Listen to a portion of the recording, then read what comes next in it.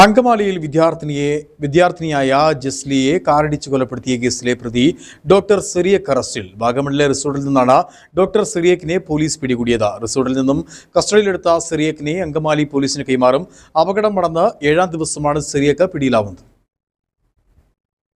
കഴിഞ്ഞ ഫെബ്രുവരി 25-നാണ് അങ്കമാലി തെൽക്ക് ജംഗ്ഷന് സമീപം വെച്ച് ഡോക്ടർ സിറിയക്കിന്റെ കാർ ഇടിച്ച് വൈപ്പിൻ ഇടമനക്കാട് കളത്തിപ്പറമ്പ് ജസ്ലിയ ജോൺസൺ കൊല്ലപ്പെട്ടത്. Angamaly morning star home science കോളേജിലെ വിദ്യാർത്ഥിയായിരുന്നു ജസ്ലിയ. പാർട്ട് ടൈം ജോലി കഴിഞ്ഞ് കോളേജ് ഹോസ്റ്റലിലേക്ക് നടന്നു പോവുകയായിരുന്ന ജസ്ലിയയെ പിന്നിൽ നിന്ന് എത്തിയ കാർ ഇടിച്ചു തെറിപ്പിക്കുകയായിരുന്നു. ഗുരുതരാവസ്ഥയിൽ ആശുപത്രിയിൽ കഴിഞ്ഞ ജസ്ലിയ ഈ മാസം 3-ന് മരണത്തിന് കീഴടങ്ങി. എന്നാൽ അപകടമുണ്ടാക്കിയ കാർ ആലപ്പുഴ തുറവൂരിൽ നിന്ന് കണ്ടെത്തിയിട്ടും ഇത് ഓടിച്ചിരുന്ന ഡോക്ടർ സിറിയക്കിനെ കണ്ടെത്താൻ പോലീസിന് കഴിഞ്ഞിരുന്നില്ല. കോട്ടയം അതിരമ്പുഴയിലുള്ള ഇവരുടെ വീട്ടിൽ പോലീസ് എത്തിയെങ്കിലും പൂട്ടിക്കിടക്കുകയായിരുന്നു. ബന്ധുവീടുകളുള്ള ഇടുക്കിയിലും ഏലപ്പാറയിലും പരിശോധന നടത്തിയെങ്കിലും പ്രതിയെ കണ്ടെത്താൻ കഴിഞ്ഞിരുന്നില്ല. അപകടം നടന്ന ദിവസങ്ങൾ കഴിഞ്ഞിട്ടും ഡോക്ടർ സിറിയക്കിനെ പിടികൂടാത്തതിൽ പോലീസിനെതിരെ രൂക്ഷ വിമർശനം ഉയരുകയും ചെയ്തു. എന്നാൽ 3 ദിവസമായി ഇയാളുടെ ഫോണിന്റെ ടവർ ലൊക്കേഷൻ വാഗമണിലാണെന്ന് മനസ്സിലാക്കി പോലീസ് അന്വേഷണം തുടരുകയായിരുന്നു. ഇയാൾക്കെതിരെ പോലീസ് ലുക്കൌട്ട് നോട്ടീസ് പുറപ്പെടുവിച്ചിരുന്നു. ഡോക്ടർ സിറിയക്കിന്റെ പിതാവ് ജോർജ് മാത്യുവിനെ പോലീസ് കസ്റ്റഡിയിലെടുത്തിരുന്നു. പ്രതിയെ ഒളിയിൽ പോകാൻ